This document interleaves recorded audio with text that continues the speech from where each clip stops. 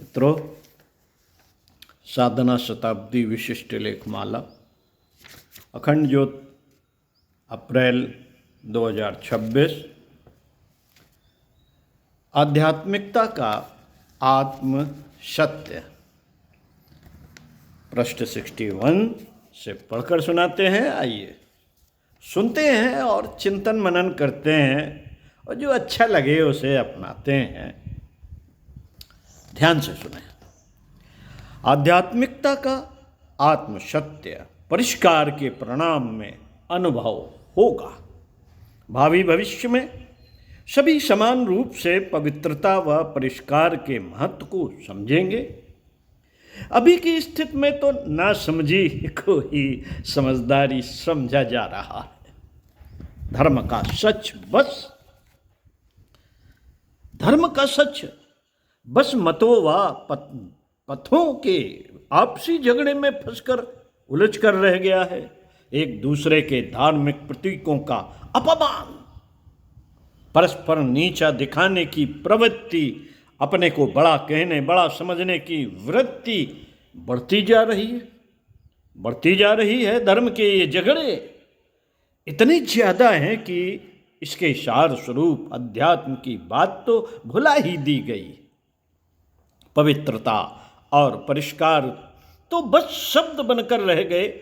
अगर कहीं भूले बिसरे इसका परिचय मिला भी तो यह बस शरीर के नहलाने धुलाने तक सीमित है। अध्यात्म का आत्म सत्य एवं इसकी व्यापकता में परमात्मा की अनुभूति अब किसी को याद नहीं रही। अगर कहीं कोई याद बची है तो बस दार्शनिक विचार विमर्श में इसकी चर्चा पर चर्चा हो जाती है, जबकि अध्यात्म की वर्णमाला जीवन की सही समझ का आधार है।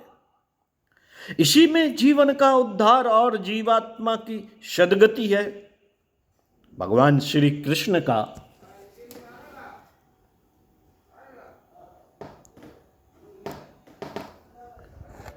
वचन है, भगवान श्री कृष्ण का वचन, उद्धरेदात्मनात्मानं नात्मानमवसादेत।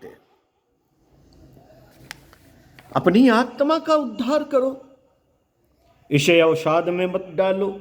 इसी की ओर संकेत करता है। इस वचन को सार्थक व चरितार्थ करने के लिए अध्यात्म का आत्म सत्य अनिवार्य है। इसकी अनुभूति के लिए जब पवित्रता या परिष्कार की बात कही जाती है तो उसकी सीमा केवल देह तक सिमटी नहीं। हालांकि देह या देह से जुड़ी वस्तुओं का परिष्कार कम आवश्यक नहीं है, क्योंकि इसका संबंध सीधा हमारे स्वास्थ्य से है। देह के परिष्कार में शरीर की सफाई, वस्त्रों का साफ होना आवश्यक है, क्योंकि इससे हमें उन कीटाणुओं विषाणुओं से छुटकारा मिल जाता है जो शरीर को अस्वस्थ या बीमार कर सकते हैं। बात जब देह से जुड़ी चीजों की आती है तो सबसे पहले खान पान या भोजन का विचार होता है। सात्विक शाकाहारी पौष्टिक भोजन को सर्वोत्तम माना गया है। इसका सुपाच्य व ताजा होना भी जरूरी है। इसमें यदि लहसुन प्याज मिर्च मसाले घी तेल के अतिरेक से परहेज किया जाए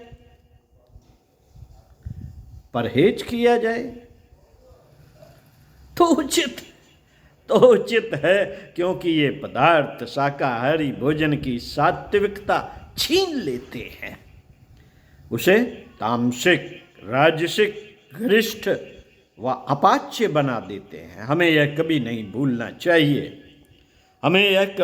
भूलना चाहिए कि योग शास्त्रों में अध्यात्म शास्त्रों में जब भोजन की चर्चा की गई तो केवल इसलिए ताकि हमारा शरीर स्वस्थ और हल्का रह सके, इसके लिए भोजन पर नियंत्रण नियमन आवश्यक है। देह में जब सात्विकता सघन होती है, देह में जब सात्विकता सघन होती है, स्वास्थ्य अच्छा होता है, तो साधना में सहायता मिलती है। तन मन को अपनी ओर खींचता पकड़ता या जकड़ता नहीं है। देह की इस खींचतान पकड़ या जकड़ से मुक्त हो जाने पर मन सहज ही ऊर्ध्वगामी हो जाता है। तब आत्मोन्मुख होना इसका स्वभाव बन जाता है।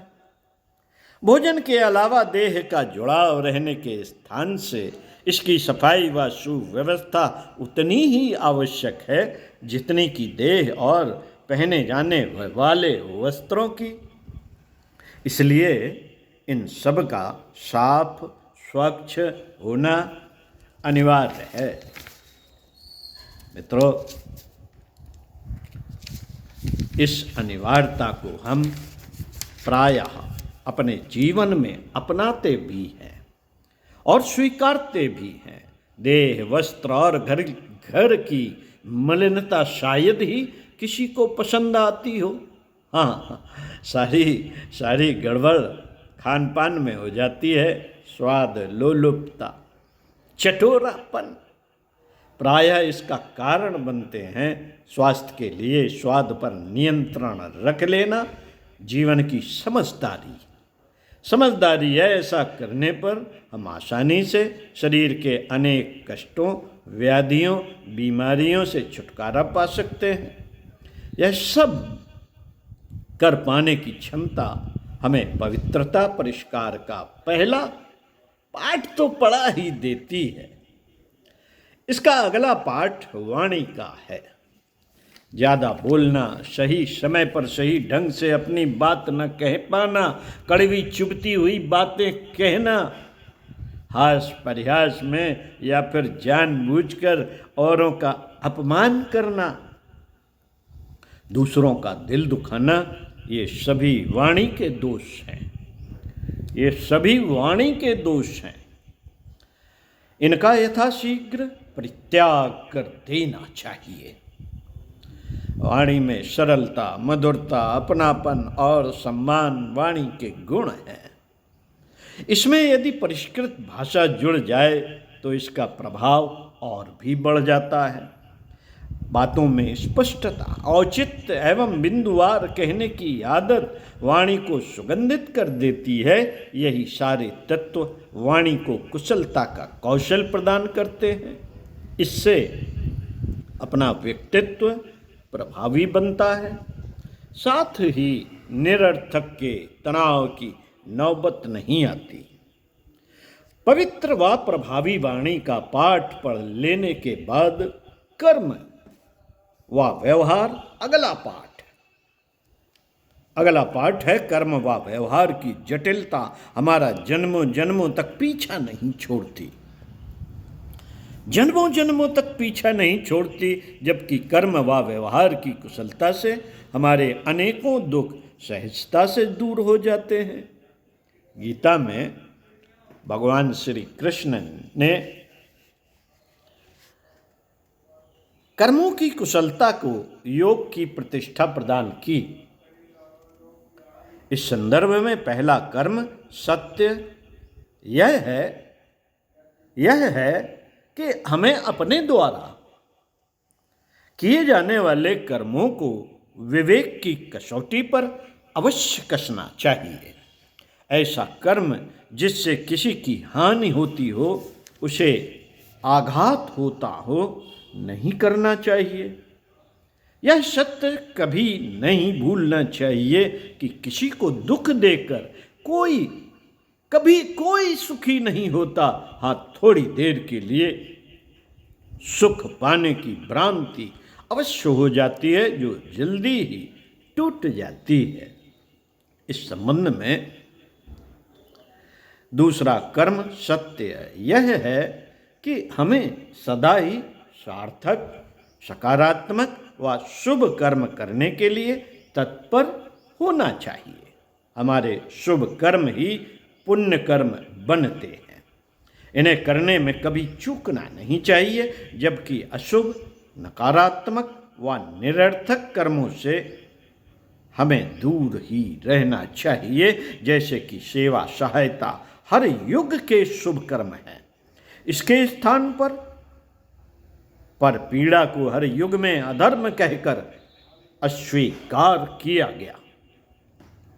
कर्म का तीसरा सत्य यह है कि कर्म न करने की प्रवृत्ति, जो प्रायः आलस्य प्रमाद के कारण होती है, इसका यथाशीघ्र यथासंभव त्याग कर देना चाहिए।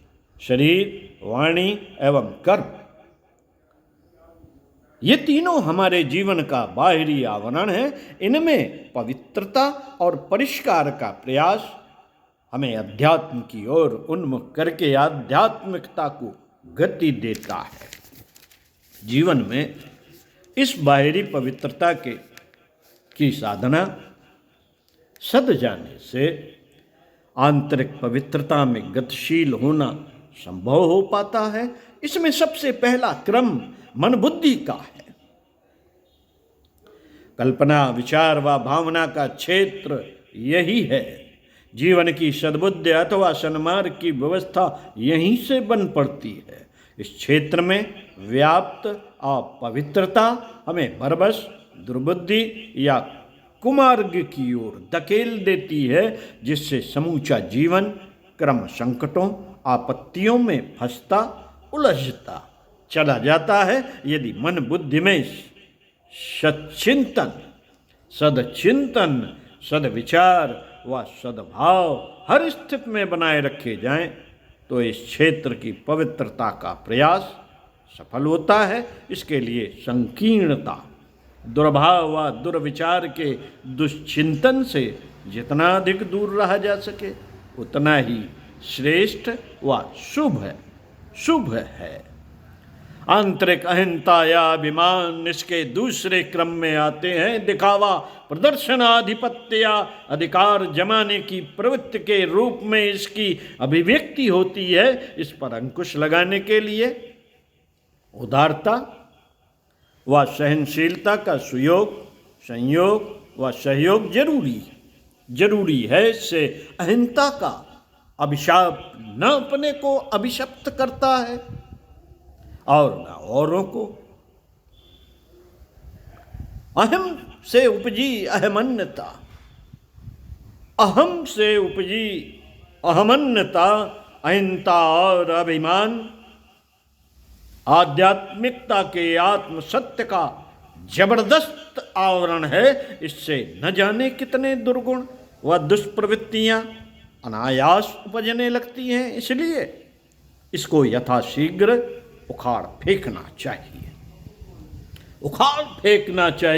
इसके अगले क्रम में चित्त है। यह नदी नाला नहीं है, इसे आसानी से पार किया जा सके।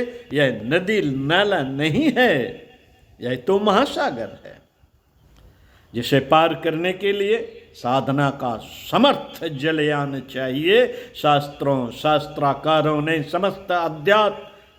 समस्त अध्यात्म साधना का उद्देश्य चित्त शुद्ध ही कहा है।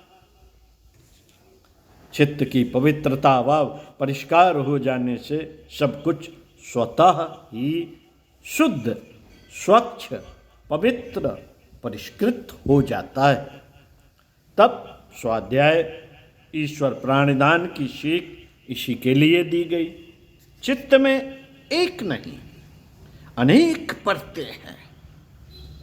इसकी एक परत एक जन्म की कहानी कहती है। हमारी कर्म राशि व संस्कारों का समुच्चय इसी में है। इसकी स्वच्छता सभी के लिए बड़ी चुनौती है, जिसे स्वीकारने व संपन्न करने पर आध्यात्मिकता का आत्म सत्य उजागर होने लगता है। इस असंभव को संभव करना ही मानव के जन्म व जीवन का मकसद है। इसके लिए किसी आयु या उम्र की प्रतीक्षा किए बिना तत्काल संलग्न हो जाना चाहिए। इसके लिए सबसे पहले अपनी जीवन शैली को इसके योग्य बना लेना उचित है। तब शरीर, वाणी व कर्म व्यवहार की बाधाएं हमारा मार्ग नहीं रोक सकती।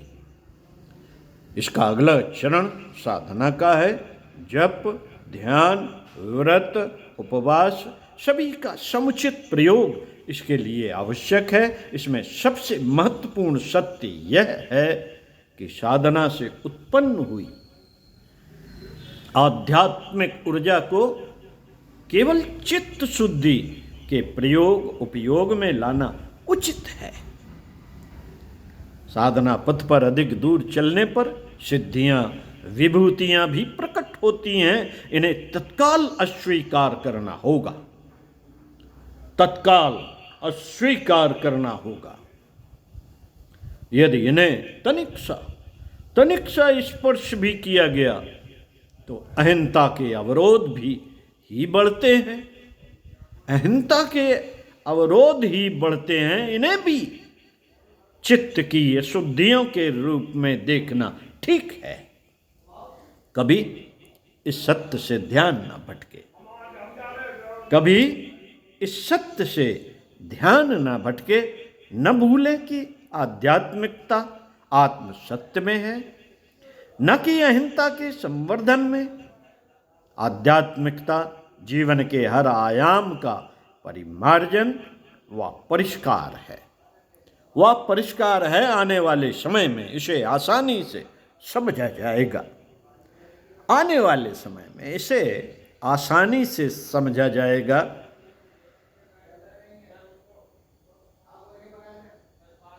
तब मत व पथ के झगड़ों के लिए कोई स्थान न बचेगा।